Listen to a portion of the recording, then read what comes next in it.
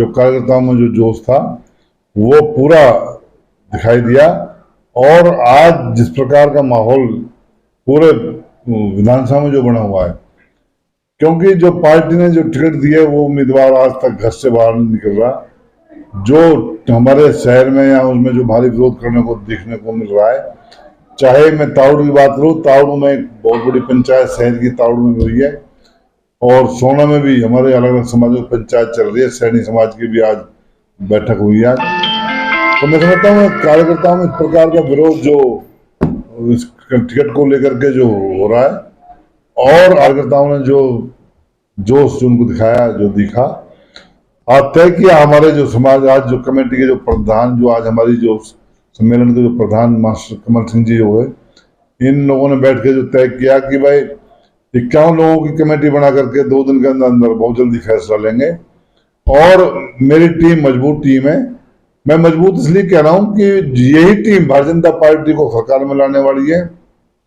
यही टीम जब भारतीय कार्यकर्ता जो कहेंगे, मैं उस जो फैसला होगा उसको पूरा मैं पानी चढ़ाऊंगा, और जिस प्रकार का डिसीजन होगा मजबूत डिसीजन होगा, और 2 दिन के अंदर ये 51 लोगों की जो कमेटी जो है वो फैसला कर देगी।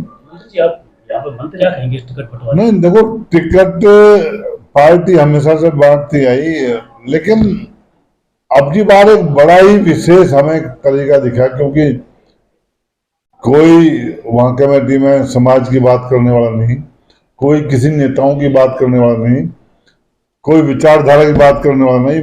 महज एक टोल बन करके, एक टीम बन करके तय कर लिया, टिकट बांट ली गई, 2 टिकट तुम ले लो। एमएलए जो आजाद उम्मीदवार भी रहे, नैनपाल रावत भाई, उन्होंने लगातार साथ दिया, और उन्होंने पार्टी में भी ज्वाइन कर लिया था। उसके बाद भी उसकी तरफ अनदेखी करके कमेटी में नाम तक चर्चा तक नहीं हुई। मैं 42 साल से पार्टी में काम कर रहा हूँ। मैं 5 चुनाव मेरा ये है। 4 चुनाव में भारतीय जनता पार्टी से लड़ा हूँ, 4 चुनाव मेरे फादर लड़े। बड़े दुर्भाग्य की बात है, जो नेतृत्व वहां जो फैसला जो कर रहा था वहां चर्चा तक नहीं करते। एक पूरा मनगढ़ंत करके, एक षड्यंत्र रच के टिकट काटने का जो काम किया, कि हमें समाज के नाम पर बांटने की जो बात की, जो मनगढ़ंत कहानियां जो होती हैं, ये कहने के षड्यंत्र होता है। षड्यंत्र के पीछे मैं समझता हूँ पैसे की, वो हम कह सकते हैं, जो दिखाई भी दे रही है साफ तौर पर। क्या जरूरत होती है नेता को पैसे बांटने की? क्या जरूरत होती है नेता को पैसे के आधार पर टिकट लेने की?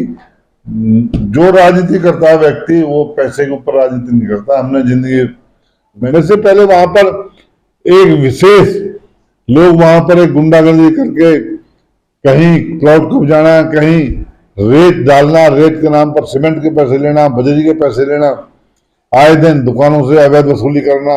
अभी 2 दिन पहले सोना में नेता जिसके ऊपर सोना में सैनिकों की जमीन कब्जाने की बात आई, जो पूरे उस समय सुरक्षित नहीं थी, किसी बच्चे के साथ बड़ी जाति की, और यहाँ के विधायक ने उस समय उनकी मदद करके केवल कार्रवाई तक नहीं होने दी। मैं समझता हूँ हम किस विचारधारा की बात कर रहे हैं, हम किसके अनुसार टिकट का हमने आकलन किया, किसके अनुसार हमने जो कैंडिडेट उसको क्या सोच के बनाया, उसको बहन बेटी की इज्जत लुटवाने पे उसको क्या अवार्ड देने की बात करी, चाहे भूमाफिया में कहूँ, चाहे जो सैनिकों की प्लाट कब्जाने की बात में कहूँ, तो उसका क्या अवार्ड के रूप में टिकट दी है? या हमारा जो बाजार लुटता है, या बाजार की बहन बेटियां सुरक्षित नहीं है, हमारा क्षेत्र सुरक्षित नहीं है, क्या उसका अवार्ड भारतीय जनता पार्टी ने टिकट के तौर पर विधायक को, पूर्व विधायक को दिया है? तो कहीं ना कहीं तो कोई ना कोई पैरामीटर होता है टिकट बांटने का। मैं पूछना चाहता हूँ, मेरे सामने बैठ के कोई भी प्रदेश का या केंद्र का नेता बात करे, कहे कि हमने इस अनुसार, हमने इस कारण दिया है, तो महज ही साफ दिखता है कि सिर्फ पैसे का दिया है। मैं एक सामान्य कार्यकर्ता हूँ, छोड़ना ये मेरे मन के ऊपर है। जब कार्यकर्ता जब कहेगा, जब ये टीम कहेगी, जिस दिन कहेगी मैं पार्टी छोड़ो, मंत्री पद 2 मिनट में छोड़ने के लिए तैयार हूं।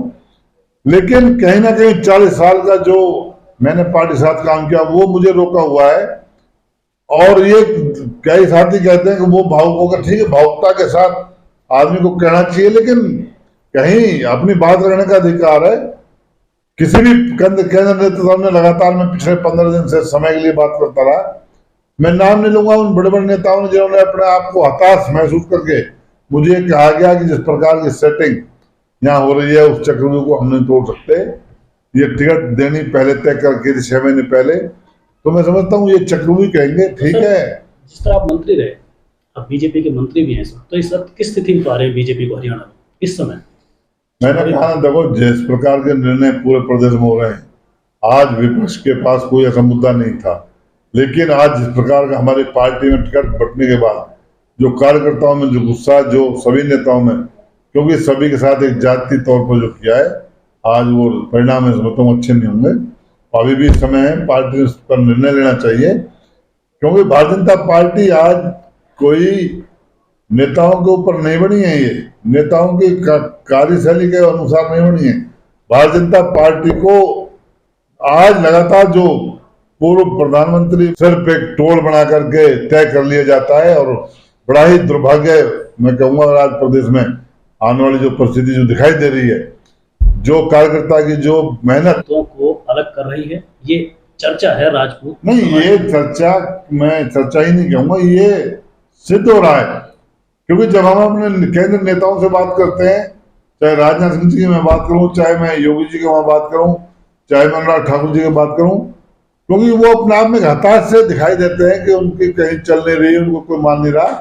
क्योंकि जब राष्ट्रीय नेता भी जब नीचे बात करते हैं तो उनकी बातों को सुना जाता है, एक चर्चा तक नहीं होती थी। इससे बड़ा दुर्भाग्य मैं क्या कहूंगा, आज बहुत से बड़े बड़े नेता हमारे जो बैठा दिए परिवारों ने, जो नेताओं ने बैठा दिए, आज देखो कहां से कहां किस नेता कौन कहां होता था, आज कहां है। तो मैं समझता हूँ ये कार्यशैली पर ही प्रश्नवाचक चिन्ह। तो सर क्या लगता है बीजेपी तीसरी बार सरकार बनाएगी हरियाणा में?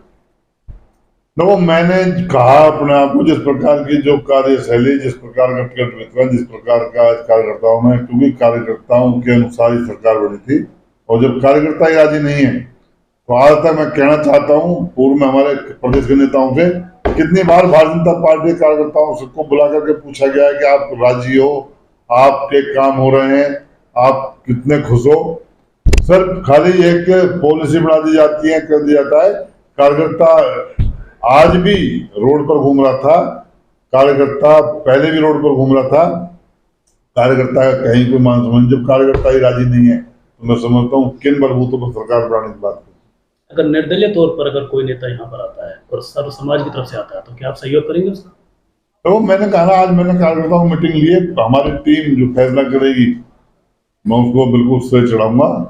और तो कौन नेता आता है ऐसा नहीं, मैं भी राजनीति करता हूँ, तो मैं कहता हूँ ना, जो हमारी टीम फैसला करेगी, टीम वर्क है राजनीति, एक पार्टी कार्यकर्ताओं के अनुसार पार्टी कटने के बाद बीजेपी के जो बड़े, चाहे मुख्यमंत्री हैं चाहे बड़े नेता हैं, वो इस डैमेज को कंट्रोल करने में लगे हो। क्या आपके पास इस तरह के फोन? मुझे नहीं लगता इस प्रकार का डैमेज कंट्रोल हो पाएगा। तो आपके पास ही फोन आ रहे हो इस तरह? नहीं, वो हमारे एक अंदरूनी मामला है, फोन आए चाहे कोई आए, मुझे फोनों की कोई आज कोई नया मैं नहीं हूँ। मैंने राजनीति में भैरव सिंह शेखावत जी को आदर्श मान के हमने राजनीति शुरू की थी।